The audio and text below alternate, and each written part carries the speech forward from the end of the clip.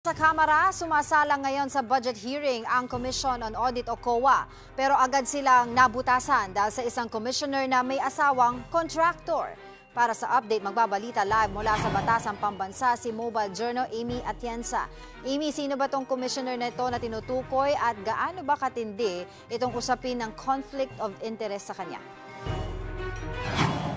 Angela, nagsagawa nga ng budget briefing ang Commission on Audit dito sa House of Representatives at agad na nakita ni Kamanggagawa Party List Representative Ellie San Fernando na meron ngang asawang contractor ang isang commissioner ng COA at yan ay si Commissioner Mario Lipana. At ngayon ay hindi natin siya nakikita dahil nga currently on medical leave daw ito. Pero nasabi na rin kasi ng COA na meron nga raw kasi nga mga instructions naman daw silang inilabas para nga daw maipakita yung mga priority areas at mag-focus ang mga commissioners sa mga priority areas na kinakailangan. So naglabas sila ng general instructions lalo na sa mga team leaders katulad ni Commissioner Lipana para nga daw maisaayos to.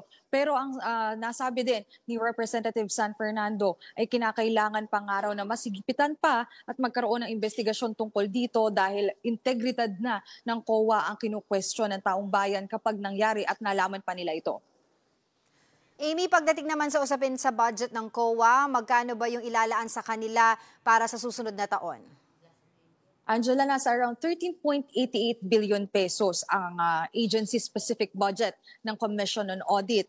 Pero bukod pa dyan, syempre meron din silang retirement and life insurance premium na nagkakahalaga ng 195 billion pesos. So sumasuma total, nasa 15.073 billion pesos ang total budget ng Commission on Audit. Pero doon na mabalikan natin yung 13.88 billion pesos nga na agency-specific budget ng COA, ang nakalaan kasi dyan ay yung mga personal services, kumbaga yung mga sahod ng mga empleyado na nagkakahalaga ng 13 billion pesos. So ito yung may pinakamalaking portion ng budget ng Commission on Audit. Pero bukod pa dyan, syempre meron pa silang 724.927 million pesos para sa maintenance and other operating expenses at 112.37 million pesos naman para sa capital outlay. Angela? Amy, of course, ito ibang usapin naman ito. Kumusta yung sitwasyon sa Kamara matapos nga umugong kahapon nitong umano'y ouster plot laban kay House Speaker Martin Romualdez?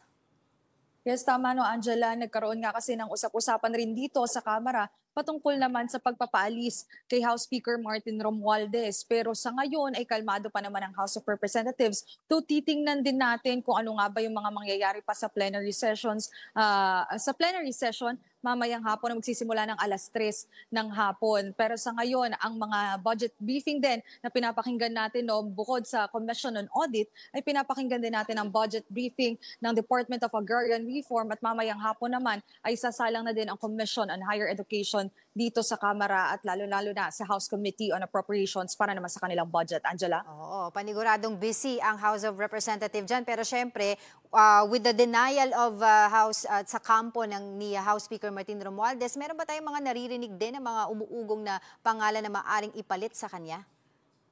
Well, nagiging usap-usapan dito, Angela, na very tricky din si Majority Leader Sandro Marcos kasi nga iniisip nila sino nga ba yung mga possible pa na mag-take into position. And syempre, susunod na dyan talaga ang pangalan ng isang majority leader kasama na si Sandro Marcos. So inaabangan pa natin kung anong mangyayari pero most likely wala namang reason para mag-step down nga si House Speaker Martin Romualdez. Alright, maraming salamat Mobile Journal, Amy Atienza.